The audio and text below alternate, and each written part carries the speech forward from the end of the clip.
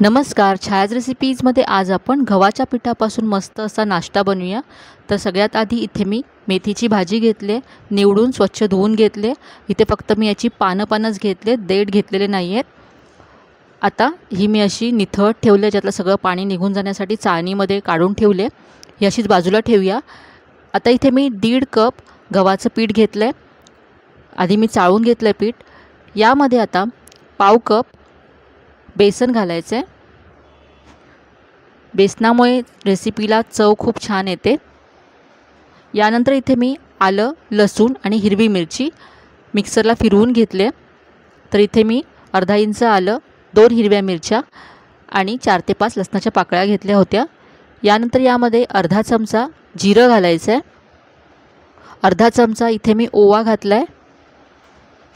यानंतर इथे 1 चमचा सफेद तीळ घातले।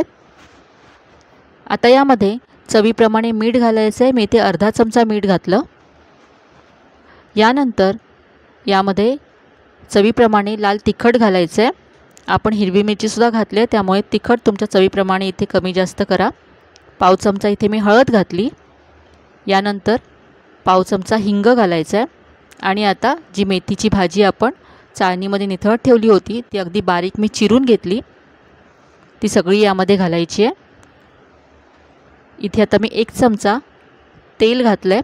तर इथे आपण मेथीचे पराठे बनवतो आहे, तर ते छान अगदी सॉफ्ट व्हावे यासाठी इथे आपण तेल घातलं। तेलामुळे पराठे सॉफ्ट होतील, त्याबरोबरच ते खूप वेळ तसेच सॉफ्टसुद्धा राहतील। हे सगळं आधी मिक्स करून घ्यायचं आहे आणि नंतर यामध्ये आपल्याला पाणी घालून हे पीठ मळून घ्यायचं आहे। तर इथे थोडं थोडं पाणी घालत हे पीठ मी असं मळून घेतलं। आता इथे यातला मी एक गोळा घेतला आहे। सुक्या पिठामध्ये घोळून असा पराठा लाटून घ्यायचा आहे। पराठा लाटल्यानंतर यावरती मी असं थोडंसं तेल पसरवून घेतलं आहे।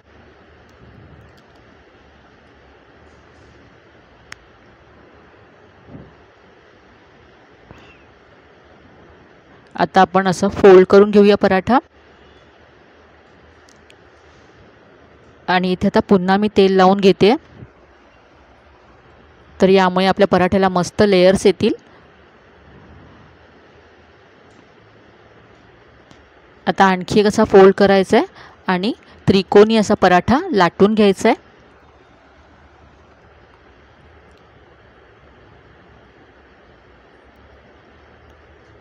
तर इथे हा पराठा मी लाटून घेतला। आता हा आपण भाजून घेऊया। तर इथे मी तवा गरम करून घेतला आहे। यावरती अगदी थोडंसं तेल मी लावून घेतलं।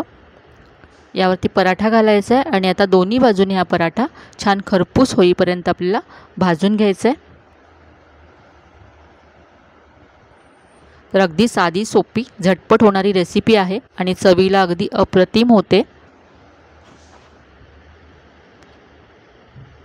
मस्त असे लेयर्स येतात या पराठ्याला। तर इथे मी थोडंसं बटर घातलं आहे।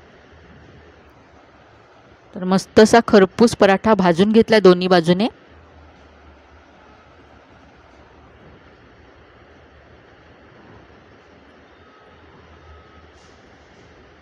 मुलांच्या टिफिनसाठी किंवा नाश्त्यासाठी तुम्ही झटपट हे पराठे तयार करू शकता।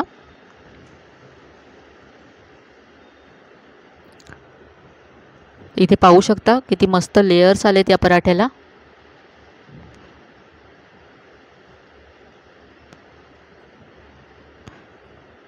तर आजची ही रेसिपी तुम्हाला नक्कीच आवडली असेल।